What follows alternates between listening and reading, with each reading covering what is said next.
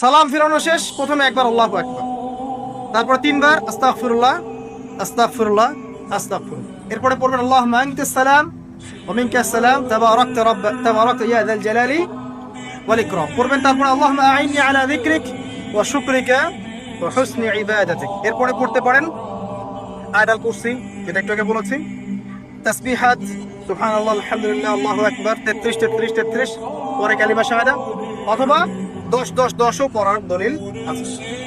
এরপরে পড়বেন সুবহানাল্লাহি ওয়া বিহামদিহি আদাদা খালকিহি ওয়া রিদা নাফসিহি ওয়া জিনাতা আরশিহি ওয়া মিদাদা কালিমাতিহি, তিনবার, এটা তিনবার। তারপর তিন কুল তিনবার করে, সূরা ইখলাস তিনবার, ফালাক তিনবার, নাস তিনবার, সূরা হাশরের শেষ তিন আয়াত একবার। এরপরে পড়বেন সাইয়্যিদুল ইস্তিগফার, আর সমস্ত ইস্তিগফারের শ্রেষ্ঠ ইস্তিগফার। এটা কোনটা কোনটা? আল্লাহুম্মা আনতা রাব্বি লা ইলাহা ইল্লা আনতা খালাকতানি আনা আবদুক ওয়া আনা আলা আহদিক ওয়া ওয়া'দিক মাস্তাতা'তু আউযু বিকা মিন শাররি মা সানা'তু আবু'ু লাকা বিনি'মাতিকা আলাইয়া ওয়া আবু'ু বিযানবি ফাগফিরলি ফাইন্নাহু লা ইয়াগফিরু যুনুবা ইল্লা আনতা। এটা যে পড়বে সকালে পড়ে যদি রাতের মধ্যে মারা যায় জান্নাত ইনশাআল্লাহ, আবার সন্ধ্যায় পড়ে যদি সকালের আগে মারা যায় জান্নাত ইনশাআল্লাহ। এত বড় অস্ত্র, এত বড় একটা সুযোগ। এরপরে পড়বেন আমার পছন্দের কয়েকটা, আউযু বিকালিমাতিল্লাহি তাম্মাতি মিন শাররি মা খালাক, তিনবার।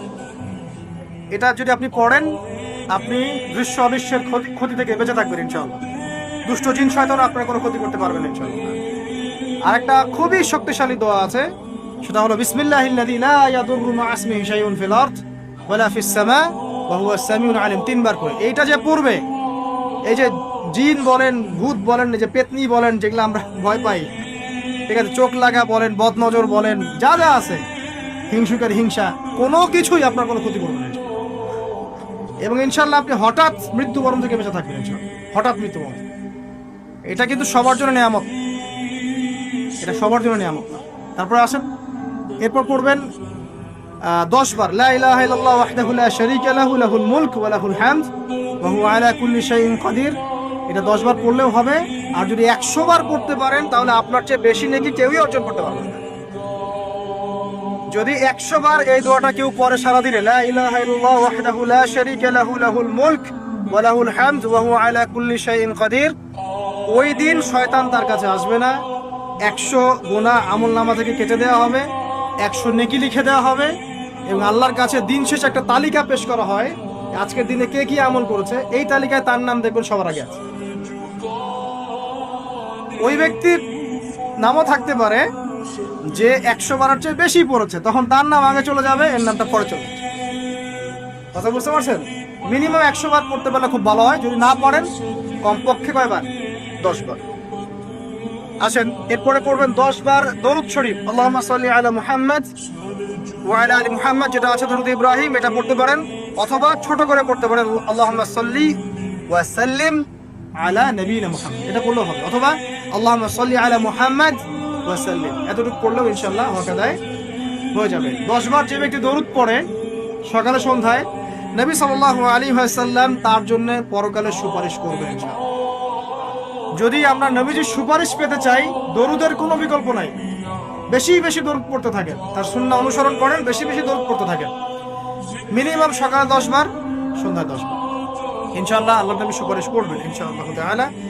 আরেকটা আছে রাদিতু বিল্লাহি রাব্বান ওয়া বিল ইসলামি দীনান ওয়া বি মুহাম্মাদিন সাল্লাল্লাহু আলাইহি ওয়াসাল্লাম নবিয়্যা। এর একটা বড় ফজিলত আছে। কি ফজিলত? যে ব্যক্তি এই দোয়াটা সকাল সন্ধ্যা 3 বার করে পড়ে, কিয়ামতের মাঠে আল্লাহ পাকের উপর হক হয়ে যাবে, ওয়াজিব হয়ে যাবে, আল্লাহ ওই ব্যক্তিকে সন্তুষ্ট করে দিবেন ইনশাআল্লাহ। সন্তুষ্ট করে দিবেন মানে কি? ইনশাআল্লাহ সে জান্নাতে যাবে।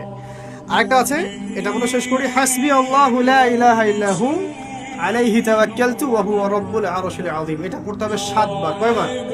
7 বার। তাহলে কি হবে? আপনার দুনিয়া আখিরাতের যে চাওয়া পাওয়াগুলো আছে, এর জন্য আল্লাহ পাকই আপনার জন্য যথেষ্ট হয়ে যাবে, কাউকে লাগবে না। এইগুলা ফরজ নামাজ, মানে ফজরের নামাজ জামাতে পড়ার পরে বসে বসে এইগুলো করতে থাকবেন। যদি দোয়া আগে করা হয়, নামাজে মোনাজাত যেটা হচ্ছে আমাদের সমাজে, এটা যদি আগে করে ফেলা হয়, তাহলে দোয়ার পরে বসে থাকবেন, বসে বসে এগুলো করতে থাকবেন। যদি পড়েন, ইশরাকের নামাজটা পড়ে মসজিদ থেকে বের হতে পারেন। ইশরাকের নামাজ মানে ফজরের সূর্য উঠে যাওয়ার পরে 2 রাকাত নফল করে যে ব্যক্তি যাবে বাসায়, মানে প্রথমে ফজরের নামাজ জামাতে পড়েছে, জিকির আজগার করেছে, ইশরাকের সময় হয়েছে, নামাজ পড়ে বের হলো, এই ব্যক্তির আমলনামায় একটা কবুল হজের নেকি দেওয়া হবে, একটা কবুল ওমরার নেকি দেওয়া হবে। এগুলো খুবই সহজে আমল করা যায়। এরপরে আপনি বাসায় ফিরে গিয়ে বা মসজিদেই কোরআন তেলাওয়াত করবেন। আমরা কোরআন তেলাওয়াত করব, কোরআন তেলাওয়াত করবেন এক পারা পড়েন না, অর্ধেক পারা পড়েন না, 5 পৃষ্ঠা পারেন না, কমপক্ষে 1 পৃষ্ঠা পারবেন না, 1 পৃষ্ঠা করে হলেও প্রতিদিন কোরআন তেলাওয়াত করতে হবে। পারবেন না ইনশাআল্লাহ? প্রত্যেক হরফে 10 নেকি পাবেন। কোরআন আপনার পক্ষে সুপারিশ করবে ইনশাআল্লাহ, এবং এই কোরআন আপনাকে ছায়া দিবে, সূরা বাকারা আলে ইমরানের মতো ছায়া দিবে কিয়ামতের মাঠে। এবং এটা নবী সাল্লাল্লাহু আলাইহি ওয়াসাল্লাম যেটা বলেছেন, কোরআন হুজ্জাতুন লাকা ওয়া আলাইক, এটা তোমার পক্ষে সাক্ষী দিবে অথবা বিপক্ষে